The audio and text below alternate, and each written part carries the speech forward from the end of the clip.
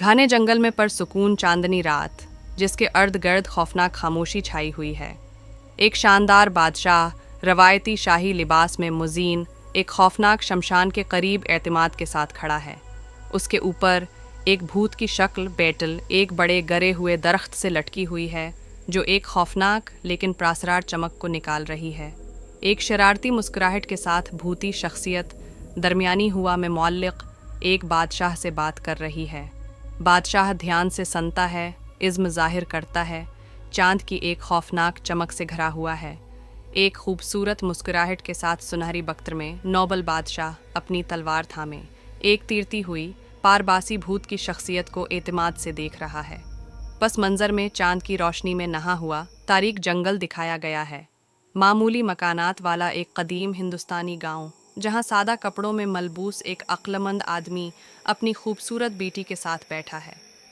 बेटी रवायती लिबास में आरास्ता है।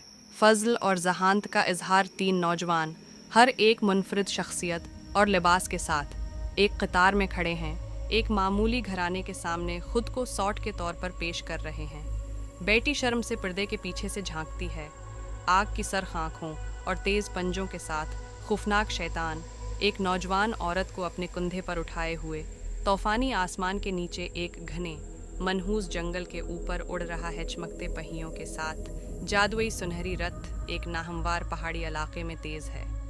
तीन बहादुर आदमी इसमें सवार हैं, जो एक मगवी लड़की को बचाने के लिए प्रज़्म हैं। रवायती लिबास में नौजवान आलिम एक घने जंगल में एक तारीक गार के दाखिली दरवाजे की तरफ इशारा करता है। एतमाद के साथ उसकी अहमियत अपने साथियों को समझाता है। जंगजू लिबास में मलबूस एक तीर अंदाज कमान पर चमकते हुए तीर को पीछे खींचता है, उसे एक शैतानी शैतान की तरफ छोड़ता है। शैतान गरता है और एक शुक्र है गुजार लड़की करीब ही खड़ी है। भूत की शक्ल बेटल हुआ में मंडला रही है। चांदनी जंगल में ऊंचे ऊंचे खड़े सोचने वाले बादशाह से सोचने वाला सवाल पूछ रही है। अक्लमंद बादशाह एक ख्याली शख्सियत की तरफ इशारा करते हुए यकीन से बोला। जंगल में चमकती हुई चांदनी से उसकी शानदार मौजूदगी पर जोर दिया जाता है। प्रीति बीतल तजस्सुस के साथ तैरता है। बादशाह से एक हैरान कुन सवाल पूछता है, जो चांदनी आसमान के नीचे गहरी सोच में डूबा हुआ है। अक्लमंद बादशाह एक सूफियाना जंगल है में बड़े आतिमाद के साथ अपना फैसला सुनाता है। उसकी रौनक हल्की चांदनी से नुमायां होती है। भूत ने जंगल के खौफनाक माहौल में बादशाह को खबरदार किया।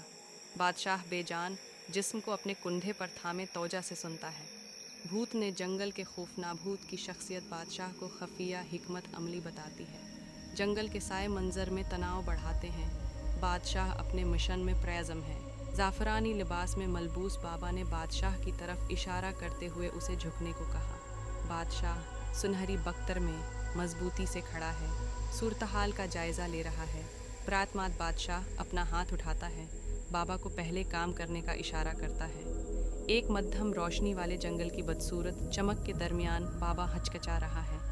बादशाह तेज़ी से अपनी तलवार खींचता है। एक फैसला कन ज़र्ब में शरीर बाबा का सिर कलम कर देता है।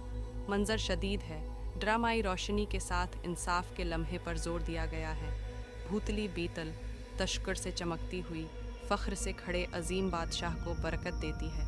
जंगल एक दूसरी दुनिया है की रोशनी से चमक रहा है, जो बादशाह की फ़तह की अलामत है।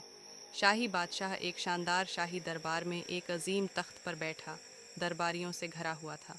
इसके चेहरे से हिकमत और इंसाफ की रोशनी होती है, जो एक खुशहाल हुकूमत की अलामत है।